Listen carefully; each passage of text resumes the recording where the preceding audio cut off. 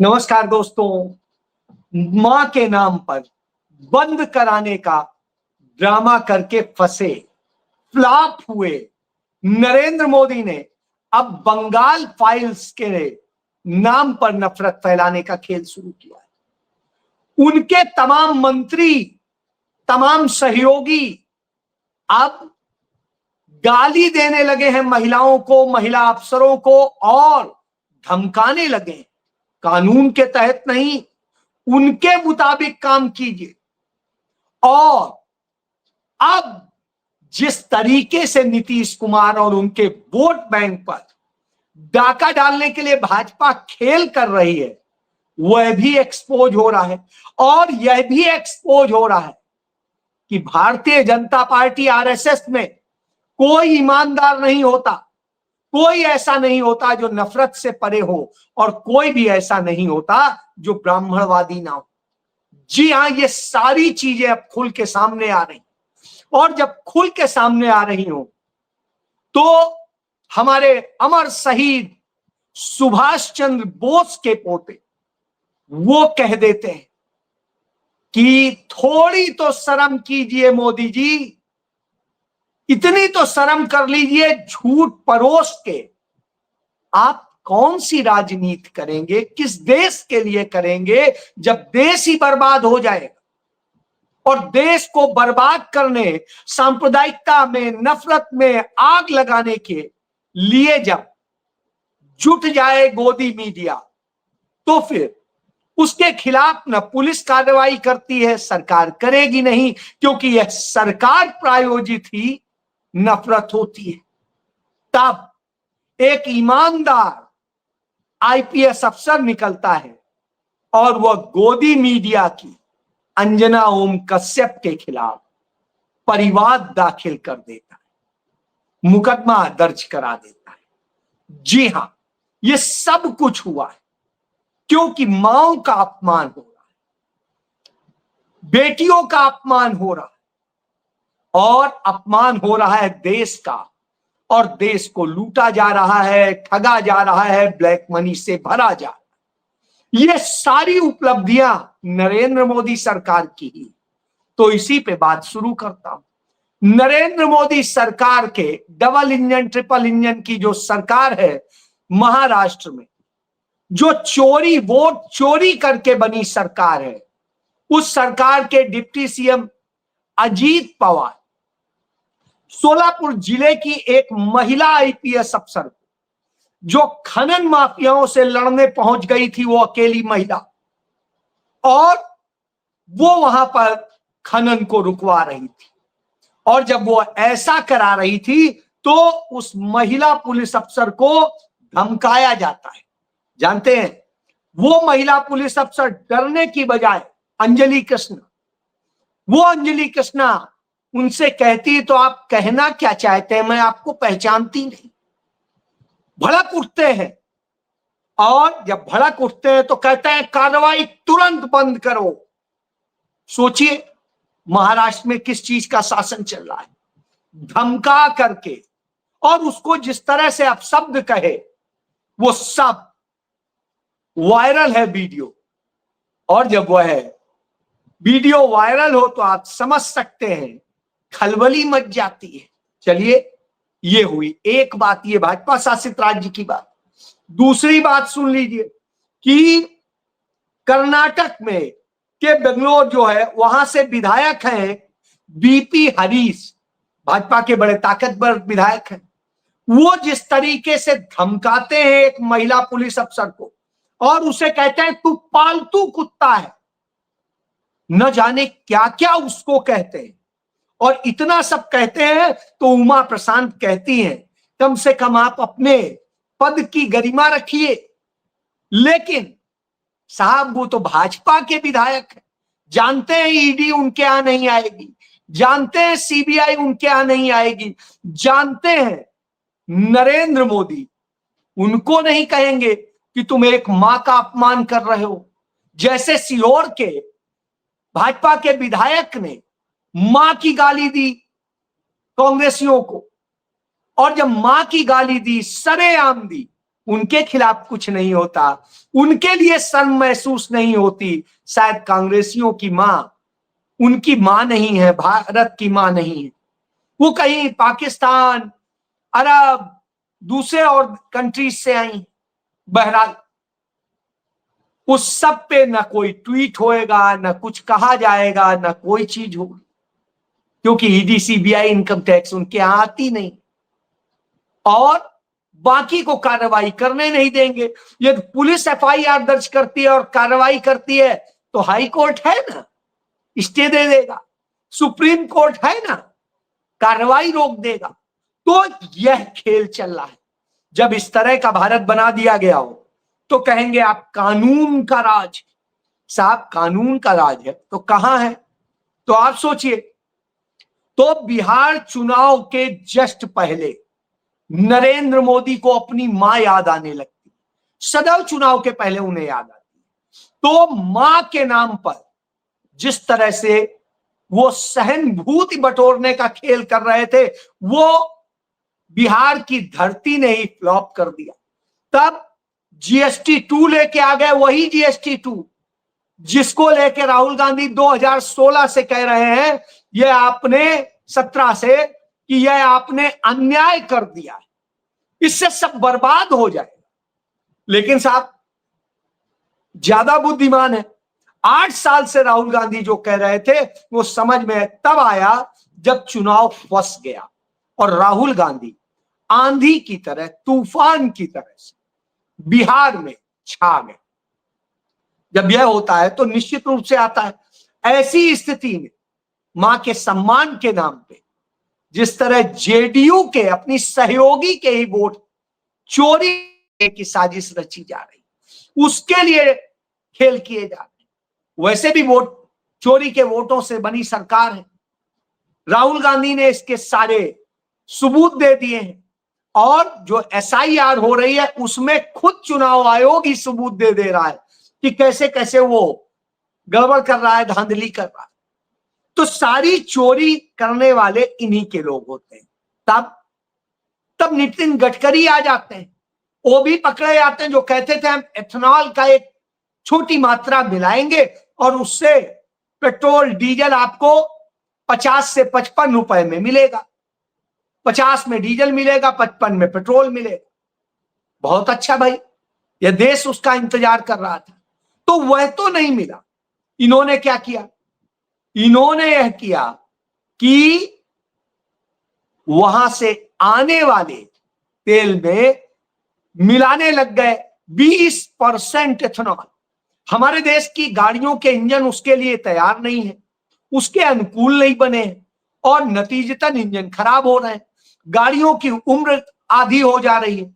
तो ऐसी स्थिति में एक चाल चली गई कि गाड़ियों को 10 साल में महानगरों में रिटायर कर दिया जाए और बड़े जो छोटे शहर हैं वहां 15 साल में रिटायर कर दिया जाए, उसके बाद उन्हें एक्सटेंशन ना मिले। तो इसके जरिए यह खेल किया गया। बहरहाल इस खेल के बाद लोगों ने इस पर शोर मचाया, तो अभी हल्ला मचा हुआ है इस पर। तो क्या हुआ? एथेनॉल के नाम पे इन्होंने अपने बेटे, जिसकी 2024 में जून महीने में 18 करोड़ की कंपनी थी, उसे काम दे दिया। क्यों? क्योंकि चीनी मिलों का जो पूरा सिंडिकेट है वो नितिन गडकरी चलाते हैं, तो अपने 2 बेटों के माध्यम से धंधे चलाते हैं। तो एक बेटा जो है वही अकेले 18 करोड़ की कंपनी उसने 2024 में बनाई, जून में, जुलाई से कारोबार शुरू किया और स्थिति है उसकी 4000% बढ़ोतरी हो गई। आप कहेंगे ऐसे कैसे हो गया? सिर्फ 2025 आते आते वो 723 करोड़ रुपए की हो गई। अब आप सोचिए 18 करोड़ की कंपनी और 8 महीने में वो हो गई, मार्च तक वो हो गई 723 करोड़ रुपए की कंपनी। कहेंगे इतना बड़ा बेनिफिट, और उसके शेयरों की कीमत उछलने लग गई इसके कारण। आप 2025 में जो 37 रुपए उसका शेयर था 2025 के उसमें मार्च में, वो अब 638 रुपए का हो गया। अब आप समझ सकते हैं, तो इसमें भी 21,084% जो है वृद्धि हो गई। अब आप सोचिए, इतनी बड़ी बढ़ोतरी कभी भी देश में किसी की हुई है क्या? लेकिन साहब हो रहा है, क्योंकि नितिन गडकरी का लड़का है, नरेंद्र मोदी, भाजपा, आरएसएस, सबका उनको प्यार आशीर्वाद है। तमाम सारे लिबरल जो हैं या समाजवादी हैं, वो सब उन्हें अरे बड़ा सराहते हैं, अरे नितिन गडकरी तो बड़ा अच्छा। जबकि सबसे ज्यादा चोरी उसने की है, चाहे सड़क बनाने में हो, चाहे जितने पोर्ट हो जो उसने अदानी को दिए हैं उनमें धांधली की है, और इसी तरीके से तमाम चीजें जो उसके अधिकार क्षेत्र में भी नहीं है, जो पेट्रोलियम मिनिस्ट्री में आता है उसमें भी वो घुस जाता है। अब आप सोचिए, और सब परमिशन मिल जाता, चाहे वो जो करे वो परमिट, बस फाइल वो इनिशिएट करे। तब बचाव में गोदी पत्रकार भी उतरते हैं और दूसरे उतरते हैं। कब?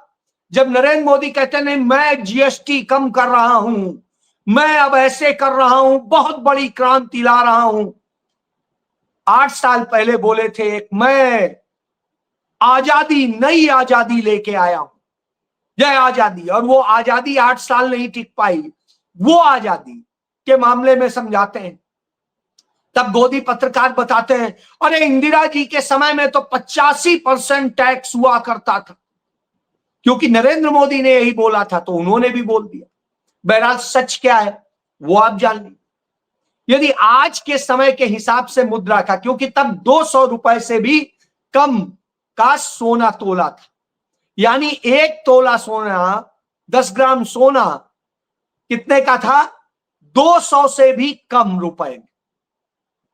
तब जिनकी 5,000 से ऊपर सैलरी होती थी और 10,000 तक, उन्हें 10% टैक्स पड़ता, और जिनकी 10,000 से लेके 15,000 होती थी उन्हें 17% टैक्स पड़ता था, और जिनकी उससे ऊपर होती थी उन्हें 23% पड़ता था, और उसके बाद में 20,000 से लेके जिनकी 25,000 होती थी उन्हें 30% पड़ता था।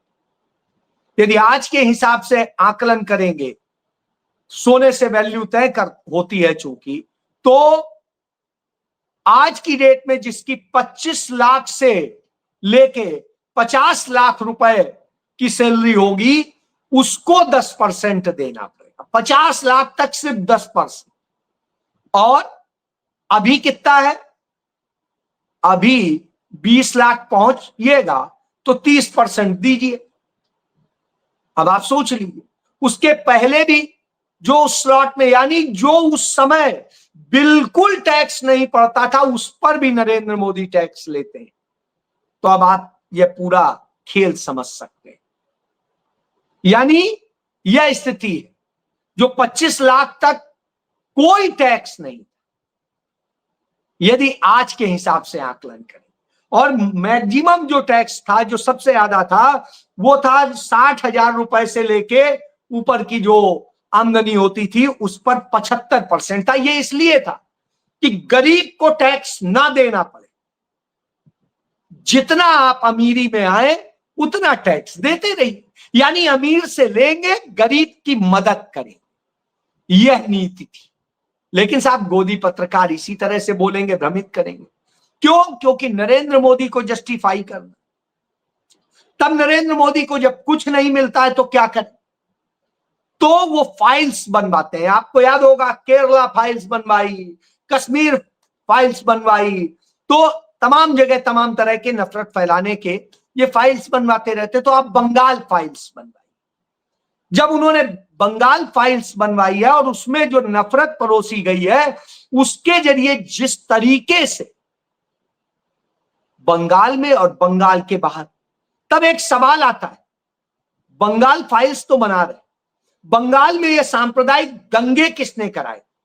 श्यामा प्रसाद मुखर्जी और मुस्लिम लीग, इन दोनों की सरकार थी। मुख्यमंत्री था मुस्लिम लीग का और डिप्टी सीएम था नरेंद्र मोदी का आदर्श पुरुष श्यामा प्रसाद मुखर्जी, आरएसएस जनसंघ का। तो आप समझिए, इसी तरीके से जब पंजाब के उस सीमांत प्रांत में सारे दंगे फसाद हुए थे, तब किसकी सरकार थी? मुस्लिम लीग और इन्हीं की हिंदू महासभा की। और इसी तरीके से तमाम जगह की हालत थी, यानी जहां जहां दंगे हुए वहां यही लोग। तो अब ये एक फाइल बनवाते हैं, बंगाल फाइल। बहरहाल जब बंगाल फाइल्स बनवाते हैं तो सुभाष चंद्र बोस के पोते चंद्र कुमार बोस कहते हैं बंगाल फाइल्स एक विवादास्पद फिल्म है जो सिर्फ वोट बैंकों की राजनीति के लिए, ध्रुवीकरण की राजनीति के लिए तैयार की गई है। यह देश के तमाम समुदायों में लड़ाने भिड़ाने, दंगे फसाद कराने की एक साजिश मात्र है, और ऐसी जो इतिहास के तथ्यों को तोड़ मरोड़ कर झूठ परोसा गया है और जिसकी जितनी निंदा की जाए वो कम है, यह हमारे संविधान और हमारे राष्ट्र के खिलाफ है, उसके मूल ढांचे के खिलाफ है। अतः नरेंद्र मोदी, यह राजनीति बंद कीजिए।